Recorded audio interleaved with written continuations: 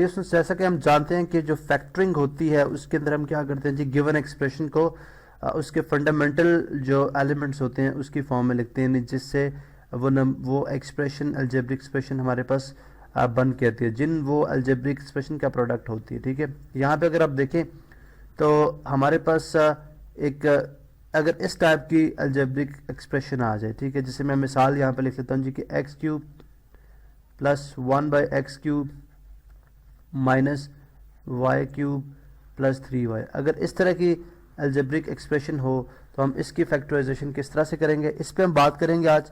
यहाँ पे आप देख सकते हैं स्टूडेंट्स कि अगर हमने इस तरह की फैक्टराइजेशन करनी है तो हमारे पास एक फार्मूला हमने पढ़ रखा है, जिसको हम यहाँ पे स्क्रीन के सामने यहाँ पे स्क्रीन पे लिख देते हैं जी कि इसकी हमने फैक्टराइजेशन करनी है। ठीक है, अब देखें हमने एक फार्मूला पढ़ रखा है a³ plus b³ plus c³ sorry यहाँ पे c आएगा जी, plus c³ minus 3ab and c। ठीक है, किसके इक्वल होता है हमारे पास, इसको मैं यहाँ पे ये भी मेंशन कर देता हूँ जी, a plus b plus c। ठीक है, इनटू a स्क्वेयर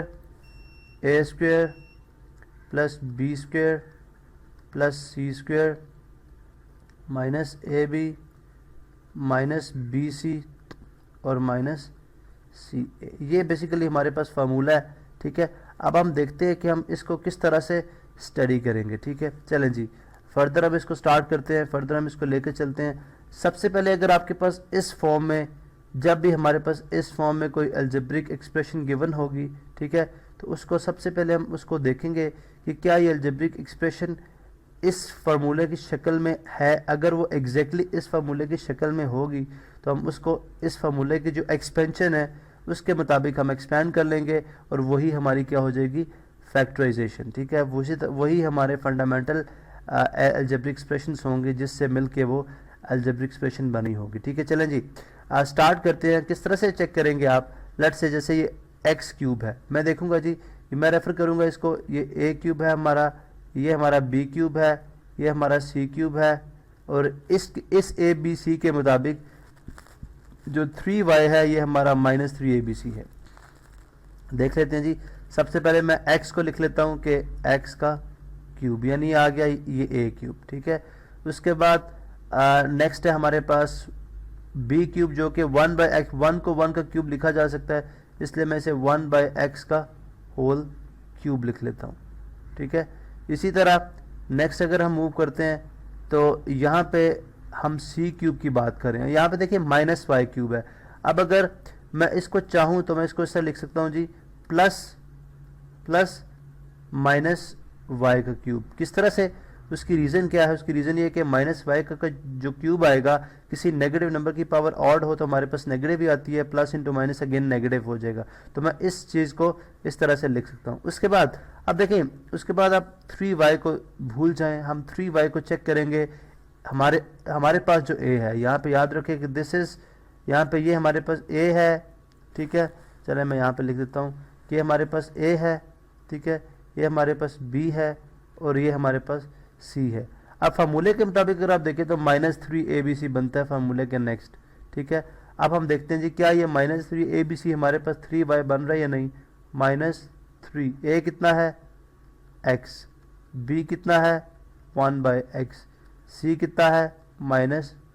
यहाँ पे आप देख सकते हैं, तो यहाँ से क्या हो जाएगा, x से कैंसिल आउट हो जाएगा। ठीक है, तो हमारे पास ये क्या आंसर आ जाएगा जी, x³ plus 1/x³ minus y का क्यूब माइनस y³ भी आएगा। ठीक है, और x से कैंसिल हो गया, minus into minus plus 3y। तो आपने देखा कि हमें इस स्टेप ने हम जब इसको फार्मूले के मुताबिक एक्सपेंड किया और दोबारा से इसको जब सॉल्व किया तो हमारे पास एग्जैक्टली वही क्वेश्चन आ गया जो स्टार्ट में गिवन था। इसका मतलब है ये एक परफेक्ट जो है वो जो है फार्मूले का जो a plus B plus C into a² plus b² plus c² minus ab minus bc minus ca का क्या है, प्रोडक्ट है। अगर ये इसका प्रोडक्ट है, ठीक है, तो इसका मतलब ये हुआ कि हम इसको इसके मुताबिक एक्सपेंड कर लेते हैं। ठीक है, अब यहाँ पे हमें जो चीज़ पता चलानी थी वो चल चुकी है, वो क्या है कि हमारे पास यहाँ पे a जो है, ठीक है, a किसके इक्वल है, a यहाँ पे हमारे पास इक्वल है x के, b किसके इक्वल है b 1/x के इक्वल है,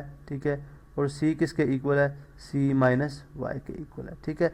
अब जब हमारे पास ये वैल्यूज़ आ चुकी हैं तो इसका मतलब है कि हम इसको इसके मुताबिक एक्सपेंड कर लेंगे। इसकी एक्सपेंशन किस तरह से हो जाएगी, यहाँ पे मैं लिख देता हूँ जी कि हो जाएगा a plus B plus C, यानी x प्लस 1/x और plus c plus minus y, because c जो है वो माइनस वाई के इक्वल है, इसलिए मैंने इसको ब्रैकेट में कर दिया। उसके बाद a square plus B square, a square कितना आ जाएगा, x का स्क्वायर प्लस 1/x यानी b का स्क्वायर प्लस माइनस y का स्क्वायर। स्क्वायर वाली टर्म्स भी हो गई जी।